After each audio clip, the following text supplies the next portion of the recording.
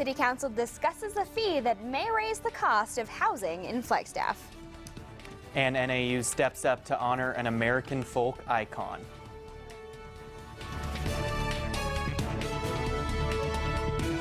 Good evening and welcome to NAZ Today. I'm Sierra Ferguson. And I'm Jacob Larson. Thanks for joining us. Flagstaff Police make several drug arrests every day, but earlier this week, what seemed to be a typical drug arrest turned out to be a memorable experience for the officers involved. Near the intersection of Route 66 and Steves Boulevard on the east side of Flagstaff, police officers pulled over a pickup truck. Police reports obtained by NAZ Today state that the officers recognized the driver as Stephanie Laura, who they believe to be involved with illegal drugs in the past. During the search, officers say that they found a large amount of heroin, methamphetamines, and 2 pipes that could be used for smoking crystal meth and marijuana. Over at Coconino County Jail, the detention officer reports that when she searched Laura, another bag of crystal meth fell out of her bra. The detention officer and suspect scrambled to get the meth, but the suspect reportedly flushed it down the toilet before the officer could grab it. The cost of housing in Flagstaff is notoriously high, but could it get higher? In the face of projected population growth and increased land use, the City Council is thinking of charging a fee to developers. The proposed charges could help fire and police departments, in particular, to compensate for growth. What Council's been looking at recently is public safety impact fees. By state statute, we can no longer charge impact fees for growth such as streets and sidewalks, but we can charge it for public safety like fire, police, new police cars, new fire stations, things like that. In theory, you add another person to the population, there's an impact on the police and fire. On February 18th, Tischler Bice, an economic planning firm, presented a study to the council. That study estimated the impacts that city growth would have on police and fire operations. The study was accepted. It was a vote of 5 to 1. I did vote against the study. I have concerns with increasing the price of housing in Flagstaff more than it already is. But the reality is the developers, when they come to get their permits and stuff like that, they're going to add that on to the cost of the house. So you can say, yeah, the developers need to pay for it, but in the end, it's the homeowner. When you sell the house, the developer will recoup that fee. So in the end, the developers are going to pass that on. They may even mark it up a little bit. So we have to be real careful with how much we add to these fees. The city has not always imposed impact fees. Before 2008, we never had impact fees for 100+ years in the city, and growth tended to pay for growth. You add new population, you have more economic activity, more sales tax, etc. Corvette stresses that he will keep an open mind, but the council will vote on the impact fees later this spring. Pete Seeger was one of the world's most beloved folk singers and one of the world's leading activists for fighting for many causes. That's right, Jacob, but unfortunately, Pete Seeger passed away earlier this year. But his message still lives on, and NAU has organized a commemorative concert to honor the late singer. NAZ Today's Adrian Garola sat down with the organizer of the event, Robert Neustadt, to find out more. Pete Seeger was a famous artist in the 40s, a folk singer, and the School of Latin American Studies is holding a concert for him, and we have the director of Latin American Studies here, Robert Neustadt, to speak more about it. Thank you, Robert, for joining us. Thank you for having me. Yeah, so can you tell us more about who Pete Seeger was? Pete Seeger was the most influential folk musician in this country. He just died on January the 27th, I believe, at 94 years of age. In the 40s, he was a very famous radio performer. In the 50s, he testified for the House of Un-American Activities Commission in Congress and was blacklisted for being a leftist. In the 60s, he was an advocate for civil rights and for peace, and he continued his entire career up until he died defending good causes and having integrity and playing music and singing with people and for people. So he was an activist for many causes. What are some of the different things that he did for these causes to make them known? He brought 500,000 people together to sing in Washington, D.C. against the Vietnam War. He stayed in miners' houses and sang for their causes. In 2012, he donated a song to a CD that I produced called Border Songs, which is a benefit to raise awareness and save lives on the border to help out migrants. He pretty much helped out anybody who needed help, any human being. He was an activist who defended human beings. And so why have this commemorative concert? Well, because it's a great loss, and also because I realized that many students on campus and even some of my younger colleagues had never heard of Pete Seeger. I've had people ask me if he's Bob Seger's son.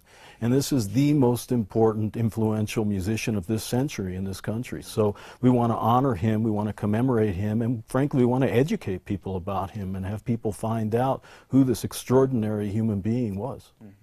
And so for this concert, the lead singer will be Joe Raphael. Can you speak a little bit about him? Joe Raphael, when I was trying to think who we should get to play this concert, Joe Raphael came to mind as being the perfect person. He carries the torch of Woody Guthrie, who knew Pete Seeger. They're sort of branches from the same tree. They play together, the great American folk tradition. Joe Raphael has been carrying on that tradition for years. Big deal player, often sings with David Crosby and Graham Nash, has played in Kennedy Center, has opened for the biggest names in American music, and you'll have the opportunity to hear him play here acoustic in Ashurst Auditorium. He's going to talk about Pete Seeger and talk about how music brings people together, and music is a cause that can be used to make our lives better here on this earth. It sounds like an exciting concert. It's really going to be an incredible event. And like I say, it's an incredible opportunity because this is a guy that people could pay a lot of money to see in Kennedy Center, and now they have the opportunity to see him play for free in Ashurst on Wednesday, March 5th at 8 o'clock. Mm-hmm. Okay, well, thank you, Robert, for coming in. It's my pleasure. Yeah, thank you. For NAZ Today, I'm Adrian Garola.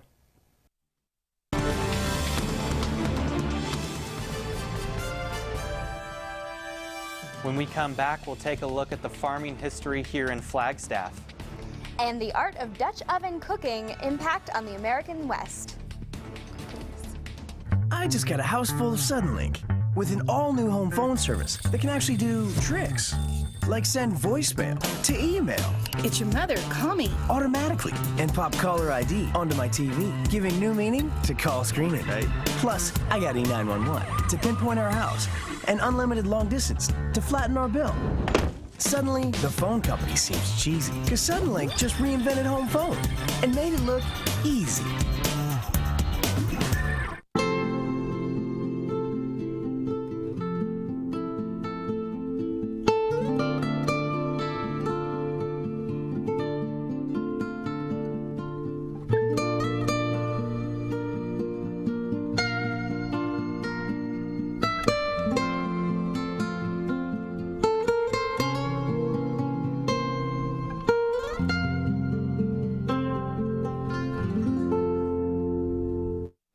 Much of the land near Fort Valley Road used to be a large expanse of farmland dedicated to help local farmers and feed patients at the county hospital.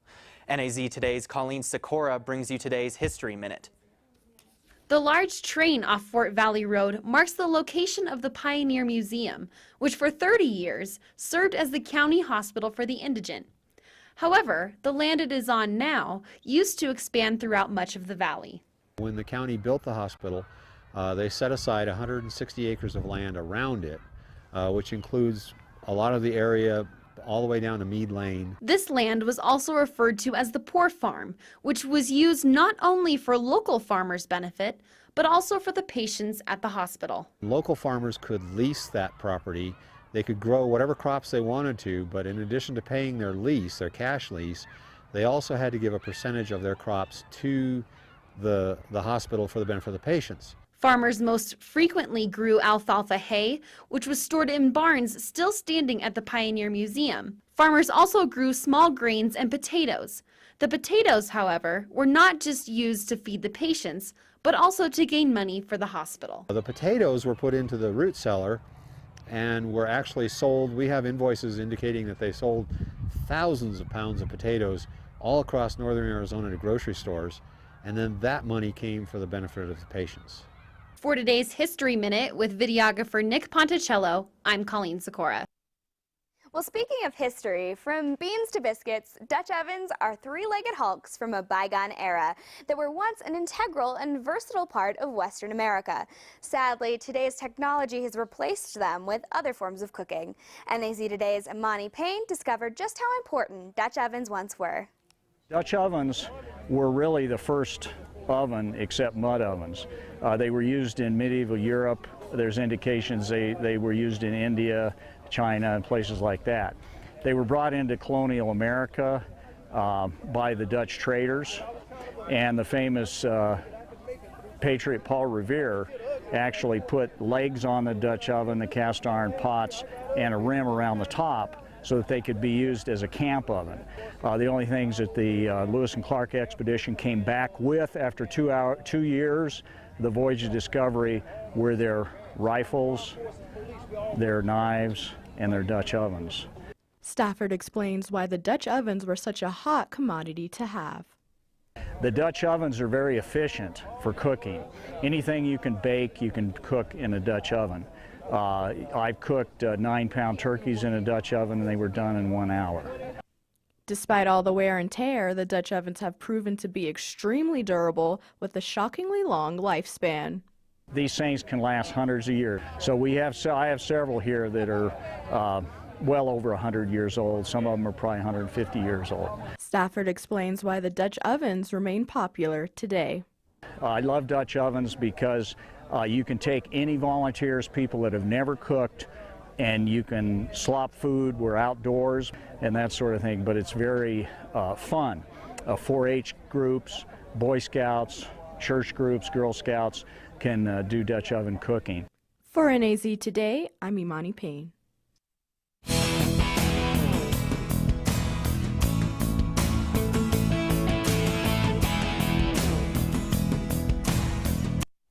I'm student forecaster Brooke Cowell. Thanks for joining us. It was quite a windy day out there again today, and we did see some scattered rain showers, and those showers will continue to pick up as this California storm moves down here into northern Arizona. Those showers will get a lot more heavier, and we will start to see some snow throughout the weekend.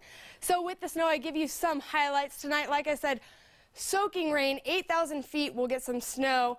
Saturday, rain and snow showers, snow level at 6,000 feet. We will get about 2 to 6 inches down here in Flagstaff. We are also advising winter driving conditions, so if you are traveling, please be careful on the road. It might get a little icy out there. 1 to 3 inches of moisture along the Mogollon Rim country, about 1 inch further north. A 1.5 feet to 2 feet up at the Snow Bowl. So like I was saying last week to go watch the snow melt, I am now saying go watch the snow fall up there. It's going to be really beautiful. Tonight, 37 degrees, soaking rain and wind, rain showers, snow. Rain will turn to snow early on Saturday.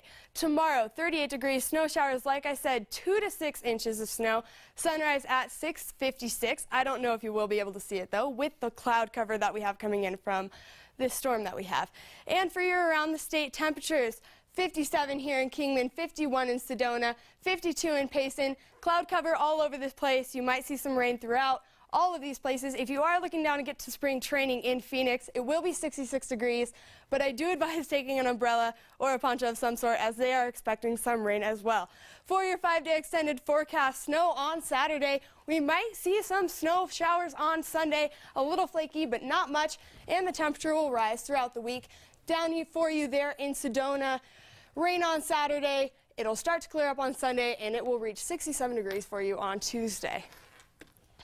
Well, thanks for that weather, Brooke. And as always, thank you for joining us on NAZ Today. Have a lovely evening. And stay tuned for the overtime next.